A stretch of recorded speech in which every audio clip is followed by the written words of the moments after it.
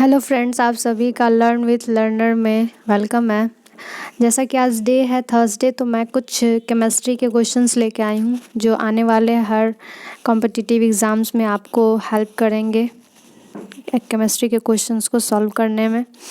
पहला क्वेश्चंस है, विच elements can form positive ion by the loss of electrons. तो कौन से एलिमेंट्स होते हैं जो पॉजिटिव आयंस शो करते हैं, फॉर्म करते हैं इलेक्ट्रॉन्स को लूज़ करके।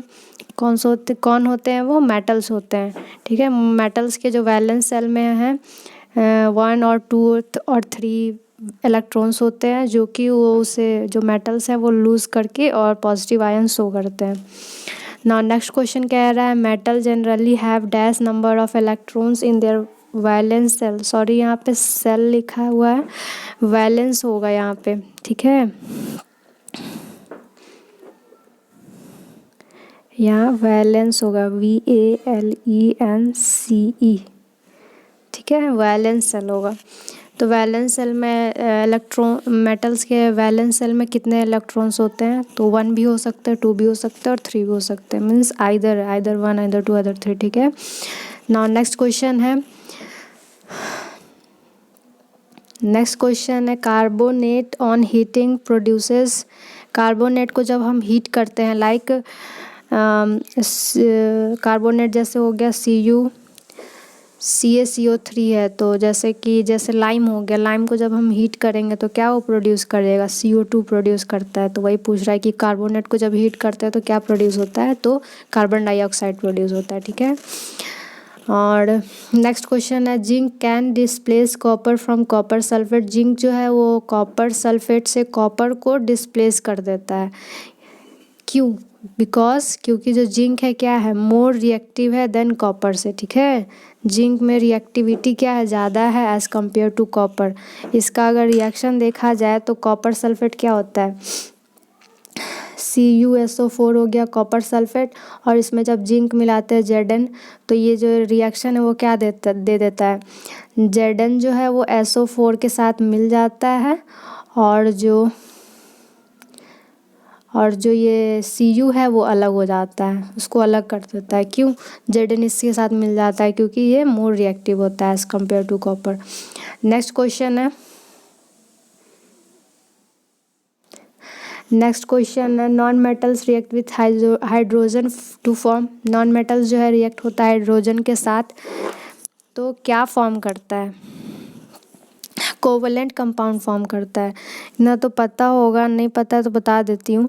नॉन मेटल्स जो होते हैं उसके वैलेंस सेल में जो इलेक्ट्रॉन्स होते हैं वो या तो 3 तो नहीं, 4, 5, 6, 7 इतने होते हैं। तो इसलिए ये क्या है, ये लूज़ इतने सारे इलेक्ट्रॉन्स ये लूज़ नहीं कर सकते ना। डेट्स वाई ये क्या करते हैं, ये अदर नॉन मेटल के साथ ये क्या कर देते हैं, कोवलेंट बॉन्ड बना लेते हैं। क्या कोवलेंट बॉन्ड क्यों बनाते हैं? शेयरिंग कर लेते हैं। मीन्स तुम कुछ मुझे दे दो, मैं कुछ तुम्हें दे देता हूँ, और इससे क्या हो जाता है, कोवलेंट बॉन्ड बन जाता है दो नॉन मेटल्स के साथ।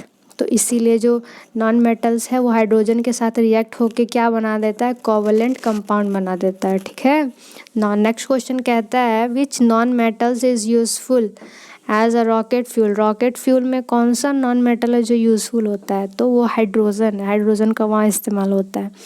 नेक्स्ट 7 नंबर क्वेश्चन कहता है, metal reacts with oxygen to form. Metal जो है ऑक्सीजन के साथ रिएक्ट होके क्या फॉर्म करता है? तो बेसिक ऑक्साइड फॉर्म करता है। अब इसका भी एग्जांपल देख सकते हो, जैसे 2Mg हो गया प्लस O2 हो गया, तो ये बेसिक ऑक्साइड क्या निकल के आएगा, 2MgO।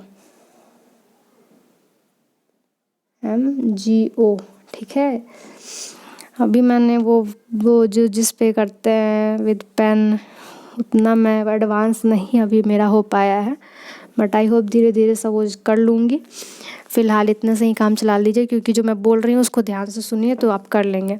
2Mg प्लस O2 करेंगे तो क्या आएगा, ये इसका रिएक्ट होने के बाद क्या आएगा रिज़ल्ट, तो 2MgO आएगा। क्यों? और यही क्या है, बेसिक ऑक्साइड है। तो यही यहाँ पे क्वेश्चन कह रहा है कि metal reacts with oxygen to form, क्या फॉर्म करेगा, तो बेसिक ऑक्साइड। यही जो 2MgO है ये बेसिक ऑक्साइड है।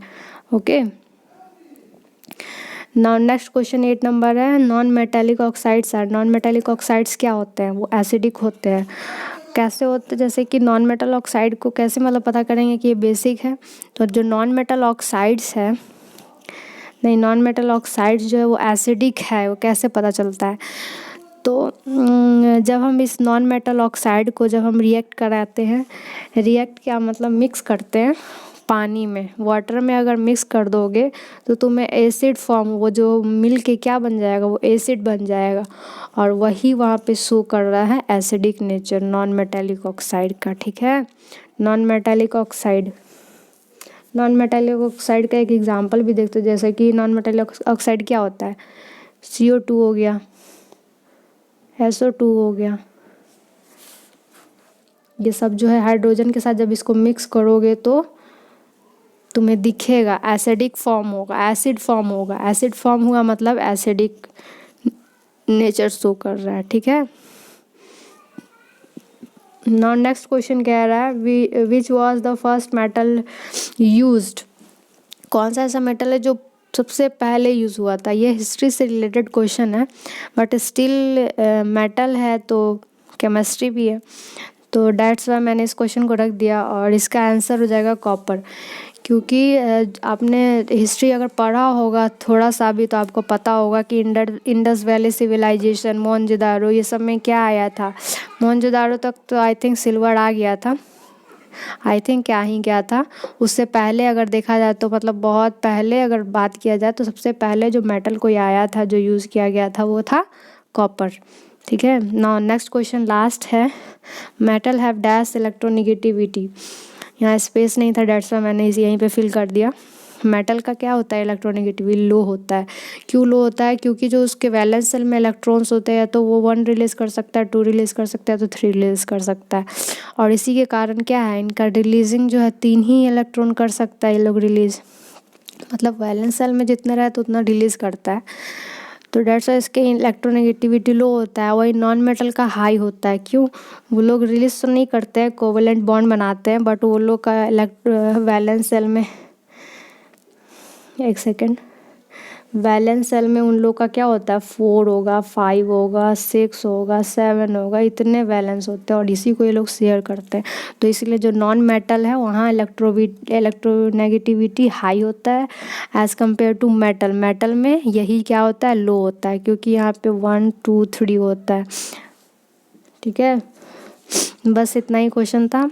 कल तो वैसे भी मैंने 8 ही लाया था, आज वैसे 10 लाई हूँ क्वेश्चंस। आई होप ये सभी क्वेश्चंस आपको मदद करेंगे आने वाले एग्ज़ाम्स में। ऐसी तैयारी करते रहिए, और वीडियो पसंद आए तो लाइक करिए, शेयर करिए, सब्सक्राइब करिए चैनल को, और मेरे साथ ऐसे ही पढ़ते रहिए। और हाँ, ये जो मैंने पढ़ाया इसको दोबारा फिर से खुद से रिवाइज़ करना है, जिससे कि आपका ये सभी क्वेश्चन जो है आपके माइंड में कहीं फिट हो जाए। जो अगर क्वेश्चंस आते हैं एग्ज़ाम्स में, इसमें से कोई भी एक भी तो आप कर ले आसानी से। ओके, अब तक के लिए इतना ही था। कल मिलते हैं, कल नए क्वेश्चंस के साथ, नए सब्जेक्ट, नए क्वेश्चंस के साथ। तब तक के लिए bye, keep study, keep learning, bye.